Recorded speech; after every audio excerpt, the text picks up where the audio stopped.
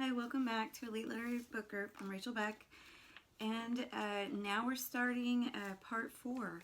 I think there's only 6 parts of this book, and we're still like in the middle.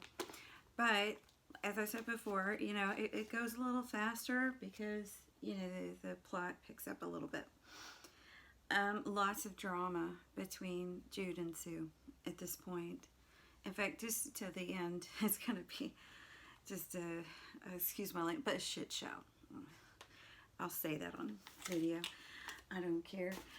Okay, so the quote, you know, Hardy doesn't normally do this for every chapter. I don't think in most of his books, but I think he really is trying to make a point in this book.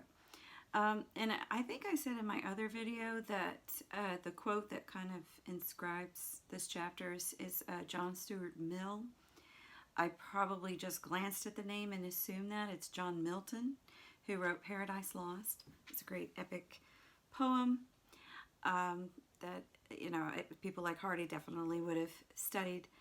So, but John Stuart Mill was very sympathetic to women, especially since he considered them as like slaves to men or just property. So that's probably where that got the mix up. But she does quote John Stuart Mill back to Phillotson later on. Okay, so what's John Milton says, whoso prefers either matrimony or other ordinance before the good of man and the plain exigence of charity, let him profess Papist or Protestant, or what he will, he's no better than a Pharisee. Those are pretty strong words.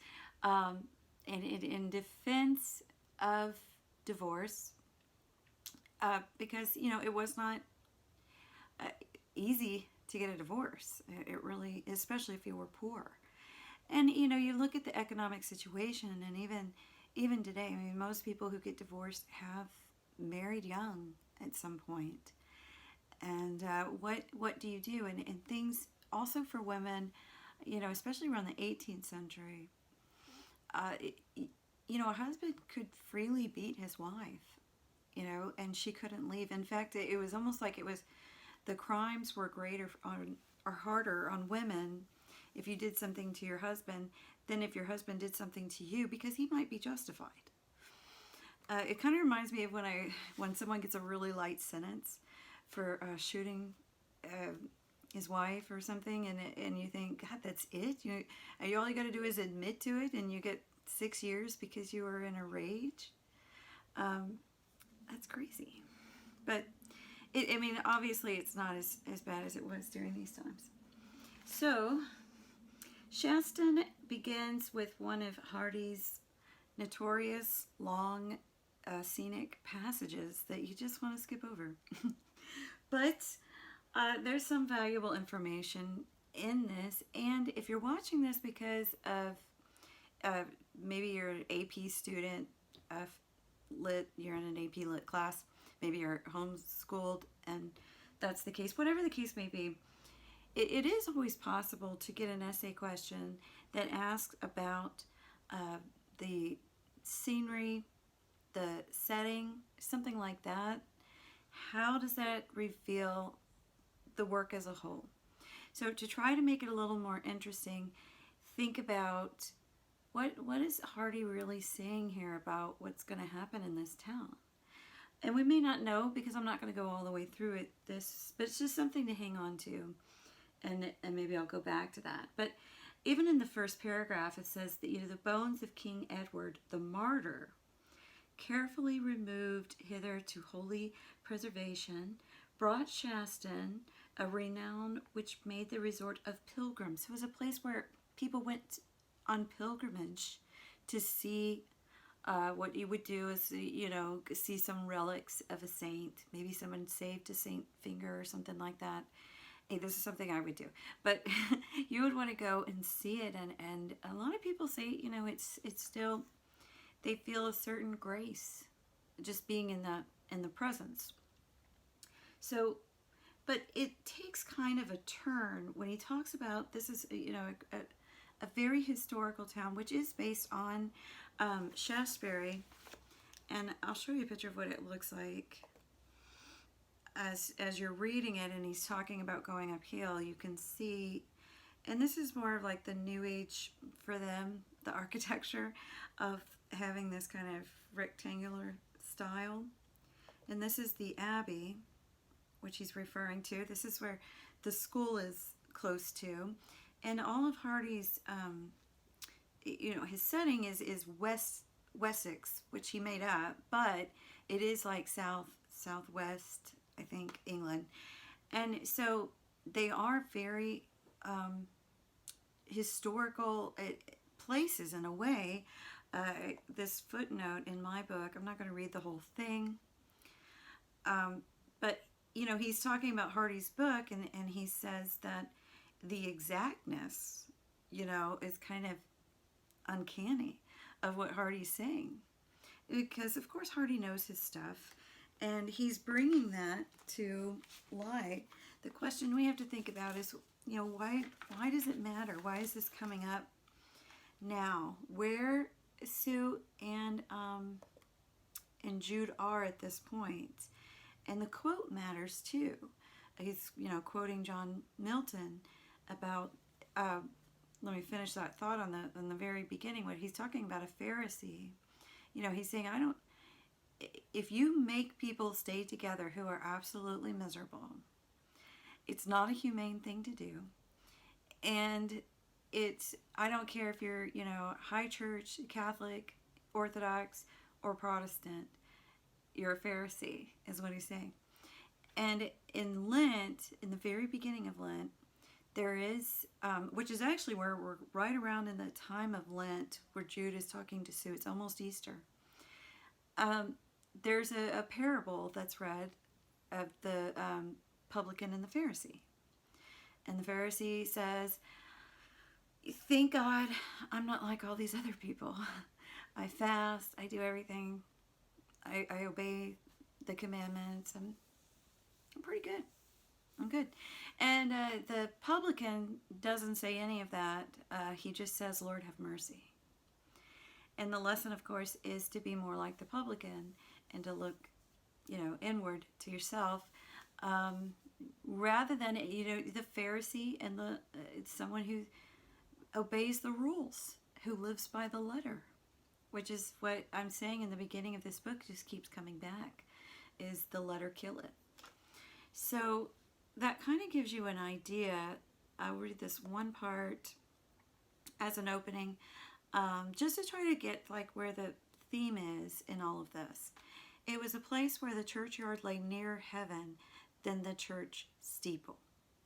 Just that sentence alone, the churchyard was closer to heaven than the steeple, than the actual presence of church-going people. Let's put it that way. Where beer was more plentiful than water, and where there were more wanton women than honest wives and maids. It is also said that after the Middle Ages, the inhabitants were too poor to pay their priest, and hence were compelled to pull down their churches and refrain altogether from the public worship of God, a necessity which they bemoaned over their cups of settles in the inns on Sunday afternoons. In those days, the Shastonians were apparently not without a sense of humor. So they're basically now replaced the church-going activity with bar activity, and then, you would be having a much better time in a bar. So it's kind of funny that you would nostalgically look back at, remember when we go to church? And but what does that say about all of this? That's the kind of thing that you want to think about when you're reading literature is, okay, I get what you're saying. There's a loss of reverence, right? This is some, he also explains that this is a place where kings could have been buried, bishops, saints, but where are they now? Or why aren't people going on pilgrimages now? And it's also a town that's really been building up. So there's this conflict, and you really see the conflict with Thomas Hardy if you go back and think about how he didn't like change, especially in churches, in the architecture or the restoration of churches. Something's lost here. Something essential is lost. And so I may go back to that probably towards the end of this part. Okay, so now Jude is there. He's visiting. He's making his way up to the school where she teaches. And very conveniently, Phillotson had to go away somewhere. And so here they are. He's sitting down to a piano when he gets there, and he's kind of waiting on Sue. He assumes she's teaching for a while. He sits down. I think it probably is Good Friday at this point, or very close to it. It depends. I don't know. I may go back and correct myself, but it's close to Good Friday, and he's playing at the foot of the cross. And she recognizes it. In fact, she knows how to play it. And so she comes in and she says, "Oh, I love this piece." Kind of showing a little bit of her, not religious side, but that there is something still there in Sue. She's moved by this piece. And she knows how to play it. And so Jude says, "Well, you play better than I do, so you play it for me." And she does. And this kind of gets them into a very sentimental mood toward each other. Almost as if it's bringing them closer together. And, I guess what's interesting about, like I said before, it's so-called wrong to be with Sue, right? He's not supposed to. She's married. There's also something that feels very right about it, Whereas when you find out that he may be staying in an inn with Arabella, it's like, whoa, don't do that. Don't go back there again. She might get pregnant, or fake it. There's danger, there's danger in that relationship. And you have to really kind of feel sorry for Sue and Jude, because there is such an innocence and a connection that these two, if fate would allow it, they would be such a good couple. But all their circumstances are screwed up, and so they can't. And so she's surprising herself a little bit at liking this hymn, and says, "It's odd," she said in a voice quite changed, "that I should care about that air, because what? I'm not that sort, quite, not easily moved. I didn't quite mean that. Oh, but you are of that sort, for you are just like me at heart, but not at head." And so at heart, we're the same, but the way we think is not, and he makes a comment about, how he went to try to go find this composer and talk to him. And she's, basically says, "You goose, why did you do that?" And he says, "Because we're not alike." And he just said that we are, but we're not alike. And I think what he means is that Jude has more of a passionate nature in himself, that he will chase somebody down if he thinks that, even if he's going to make a fool of himself. And maybe that's the difference. Maybe Jude is more willing to make a fool of himself than Sue is. He's not as guarded, where Sue is guarded. And like I said, there's similarities between Sue and Hardy. And if you read Thomas Hardy's, the best biography, I think, Ralph Pite, he titles it The Guarded Life. So there was something also very personal about Hardy that was guarded in a way, like almost like putting up that wall like Sue. So he gets on the subject of, do you have any canonical books of the New Testament? And she refers to her old buddy that went to Christminster and says, yes, there is, this apocryphal gospel of, I believe, Nicodemus, which didn't quite make it in the canon, the apocryphal The Orthodox Church is still recognizes it to a certain extent, but I don't. But it's not, a Protestant thing. So at any rate, but this gets him thinking about that old boyfriend that he's very jealous of, and she asked, are you still reading up on apologia? The church, Newman, and all of that. And he says, yes, I'm reading Divinity harder than ever. And she kind of looks at him curiously, and he makes a little sarcastic remark about, I'm sure that I could learn a lot from you because, you learned everything from your dear dead friend. And she says, we won't get into that now. And they have kind of a moment where they're getting closer to each other, and she's pulling away. And he says, Sue, I sometimes think you are a flirt. And he said abruptly. There was a momentary pause till she suddenly jumped up, and to his surprise, he saw by the kettle flame that her face was flushed. I can't talk to you any longer, Jude, she said, and the tragic, contralto note came back as of old. It's getting too dark to stay together like this after playing that morbid Good Friday tunes that makes one feel what one shouldn't.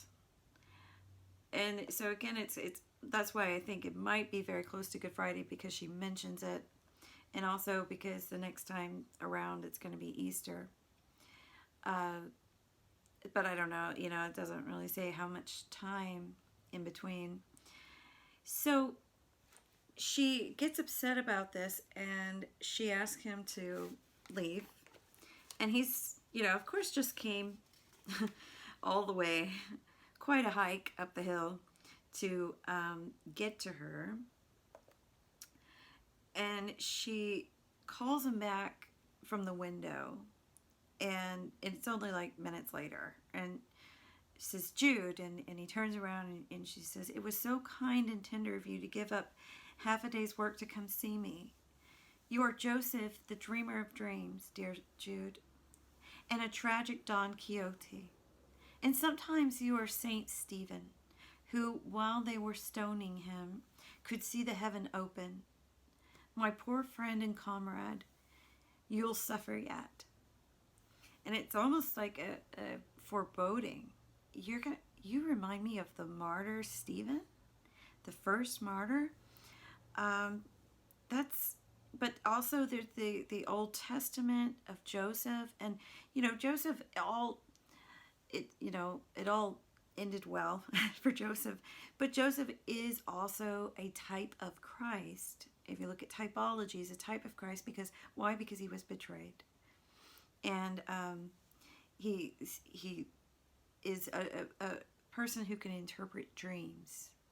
So there's Joseph, the dreamer, but also during his life, you could say there was a little bit of a tragedy there with him and his brothers. What kind of brothers try to kill you or sell you off to slavery?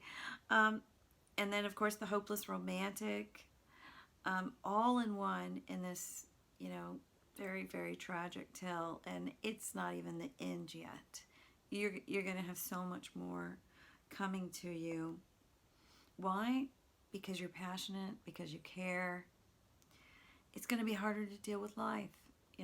That's just the way it is. I missed an important quote though. And so before she kicks him out, and she's trying to talk about herself as, as you just don't understand me. I'm the opposite of what you say. There's no way I'm a flirt. And then it's like she kind of says, well, here's why.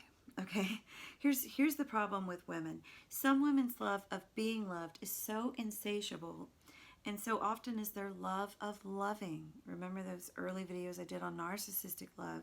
That love of loving, I can't help it. And in the last case, they may find they can't give it continuously to the chamber office appointed by the bishop's license to receive it. I mean, once you get this approval from the church, the romance is gone. It's just not, it becomes her duty. In fact, she says that later on, it's my duty, and it's very sad when she comes to that. But you are so straightforward, Jude, that you can't understand me.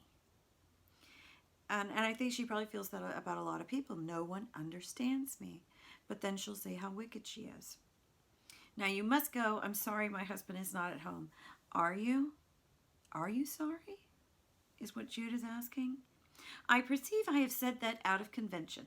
Honestly, I don't think I am sorry. It does not matter either way, sad to say. So she's letting out little by little her true feelings of Phillotson. She doesn't want to have to say, this has been, I'm miserable. But she is. And Jude knows that she is. And he really does feel for her. And he does blame himself a little bit because he feels like, part of this is his fault. So while she's talking to him at the windowsill, which she feels much more comfortable doing than being face to face. But one thing is that while they're doing the hymn and everything, their hands have touched. They've touched each other's hands a little too openly under the spell of that, morbid hymn, Foot of the Cross. Kind of makes you want to touch somebody. I don't. It doesn't seem like it would be like that. It's not a romantic song. It's an awfully sad song. But maybe it's fitting in this scenario here. So she says something interesting about being Mrs. Phillotson. And she says, I've been thinking, she continues, still in the tone of one brimful of feeling, that the social modes civilization fits us into have no more relation to our actual shapes than the conventional shapes of the constellations have to the real star patterns. In other words, what we see is really an illusion. What we think we're looking at, we're not really seeing, And so there's this form. And who is she? She realizes every now and then that I'm formless. I'm consciousness. I am called Mrs.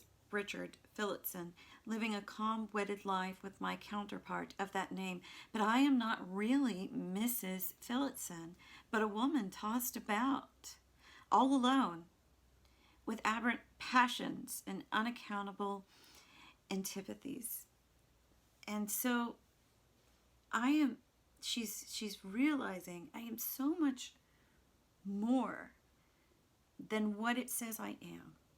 And it sort of reminds me of Mrs. Dalloway. I know I mentioned this in one of my other courses, Their Eyes Are Watching God, where she says, I didn't like to be told I was this or that.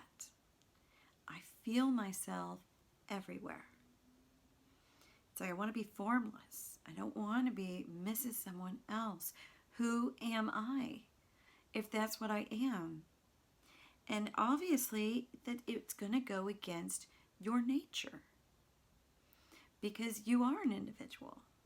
And somehow you have to be able to balance the two and not lose yourself completely because you'll be unhappy, And she's been thinking about what she's done, and later on she starts to talk about okay, so I've made a mistake. Is there any way out of it?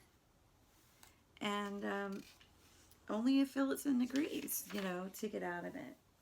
So let me jump to the next chapter because she's already invited him to come back, and now she's going to uninvite him.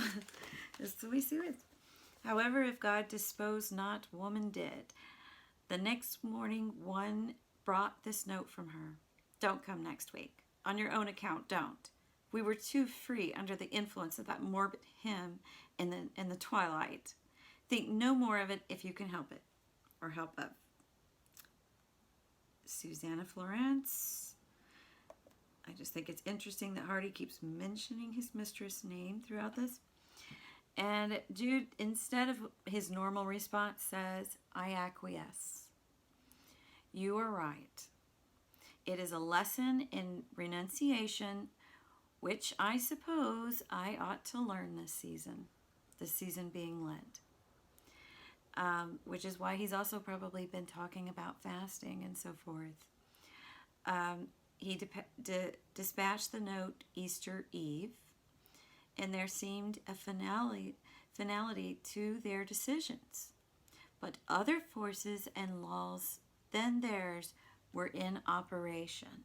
And I put this in parentheses of elements of tragedy, really for my own sake, to remember to say something about this, because even though this book does not fit as well of the tragic hero as something like Mayor of Casterbridge, which is one of the best ones, I think, to read for a tragic hero, there are those elements at work in a tragedy. It can't just be about the characters. Just like Romeo and Juliet's a perfect example of this. They're star-crossed lovers. They're going to miss the communication. The universe, the gods, in King Lear, as he says, the gods are against me. This is more than just my undoing. Other people are in on this. You know, there's other cruel entities in this world that really either want us to destroy each other and see each other, is what he's saying, or keep us from that and make us completely miserable. So he gets a note right after this that says, your aunt is sinking. Come now. Come at once. He throws down his tools. He's got to go see his aunt, but she's already gone by the time he gets there. And he finds out on the road that she's gone. But what does this mean? I got to tell Sue. There's going to be a funeral. She's got to come see me. Maybe she'll come. Maybe she won't. We don't know with Sue. You know, but he doesn't get a letter back from her and says, well, that's actually a good sign that maybe she is coming. So this time he makes sure he's at the train station to meet her, and he calls her, you know, my dear faithful Sue. And she says, you know, of course I wouldn't leave you alone at this funeral. You know, of course I'm going to be there for you. And you start to see that these two are never going to be able to stay away from each other. Even though the relations pretty much have gone away, so it's not like you've got to see each other at family dinner or anything. But circumstances, they're going to figure out a way, to an excuse, a justification to say, yeah, we need to get together. And they bring up the subject about how, you know, you reminisce about someone and how she was so opposed to marriage. And he said, particularly members of our family. Her eyes met his and remained on them a while. We're a rather sad family, don't you think, Jude? She said, we made bad husbands and wives. Certainly we make unhappy ones. At all events, I do, for one. You know, so maybe she's right about this being like a curse, that we're cursed. And here we are, two cursed people trying to be together. This isn't going to work. And, you know, he sort of bemoans the circumstances of why things are like the way it is. Why did it have to happen this way? Why did I ever have to meet Arabella, for one thing, really? So she asked the question, you know, you being a religious person, do you really think it's horrible of me to complain about my husband to a third party? And Jude is sort of like, well, who am I to judge? I've already told you everything. I'm still married. She asked, well, I mean, is it bad nature to just want to live with a husband merely? I have the slide here. Are there many couples, do you think, where one dislikes the other for no definite fault? Yes, I suppose if either cares for another person, for instance. But even apart from that, wouldn't the woman, for example, be very bad-natured if she didn't like to live with her husband, merely? Jude threw a troubled look at her. He said, looking away, it would be just one of those cases in which my experience goes contrary to my dogmas. And so if you think about that beginning quote, what's happening to Jude? What's happening to his faith? I know it's wrong, but I can't believe that, you know, anything this inhumane could be the right thing to do. So they have this conversation, and he says it's horrible how we're circumstanced. Then her hand lands on his hand. Her hand lay on the table. Oh, Jude puts his hand. That sounds more likely. And Sue draws it away. And he says, "Why are you doing that? You know, when we were friends, we can act like this." And she said, "Well, perhaps it is too prudish of me, but I need to make sure I tell him about this." And he's like, "Who?" She said, "Richard." "Oh, of course, if you think it's necessary. But as it means nothing, it may be bothering him needlessly to mention we're holding hands." Which does seem kind of innocent, but, you know, not really if you're married. And then he brings up that he's seen Arabella, and she winced at this. "When did you see her?" And he says, "When I was in Christminster. She's come back." And she says, kind of in a panic, "I suppose you're going to live with her now." And Jude kind of gives her the impression that, well, we're married. He's not telling her that, well, actually, the last time I spoke to her, she was talking about, you know, hooking back up with her new husband. And she's also married too. He lets it go. He lets it see how far I can take this.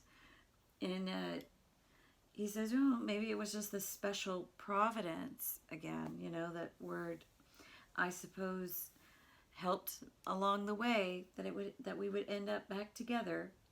And she kind of figures out, "You're teasing me. You're teasing me because you know I'm miserable. You want me to say something." And it does start to come all out. And she's blaming herself. She goes back to this, there's this wickedness inside of me. She's convinced of it. Probably because people have told her that, probably from childhood. "You're different. There's something wrong with you." But, you know, this I can't get the wickedness out of me. It almost sounds very legalistic. And she says, I've only been married a month or two. And it is said, what a woman shrieks from in the early days of her marriage, she shakes down with comfortable indifference in half a dozen years. But that's much like saying that the amputation of a limb is no affliction, since a person gets comfortably accustomed to the use of a wooden leg or arm in the course of time. So amputation, you know, of losing a part of yourself, and saying, "Don't worry, you'll adjust. You'll be fine." And she doesn't want to settle that way. She doesn't think that she can. And it's probably just part of her nature that is going to resist it. And so she says that, you know, the worst part here is Phillison is a nice guy. I wish he would beat me. I wish he would do something to cheat on me. Do something for me to say, for me to justify my feelings, and not just be because I'm cruel. And she gets upset, and Jude tries to comfort her. He puts, you know, his face against hers, and she's like, "I gotta get out of here. I'm gonna go for a walk. I'm gonna go to the grave." And then when she comes back, she doesn't go back to him. She goes to where she's supposed to be staying, at Mrs. Edlin's house, the widow Edlin, who lives across the street, I guess. Then it has an interesting little turn for the end of this little chapter. In the night, there's a rabbit caught in a trap. And what he says is kind of a metaphor for Sue. It was a cry of the rabbit caught in a gin. As was the little creature's habit, it did not soon repeat its cry, and probably would not do so more than once or twice, but would remain bearing its torture till the morrow, when the trapper would come and knock it on the head. This is why people say Thomas Hardy is pretty pessimistic when it comes to marriage. He's just compared Sue's situation to being trapped, which in a way she is, And when she was asking Jude these questions, she did say, I may be ahead of myself on this, but there is a point where she does say, how can I be this unhappy with someone I chose freely? And he said, chose freely? You didn't choose him. I mean, your economic situation, I'm saying this, but at the same time, this is what he's thinking. Who's choosing here? He didn't choose to marry Arabella. He had to do what was proper. And it turned out to even be a lie, but didn't matter.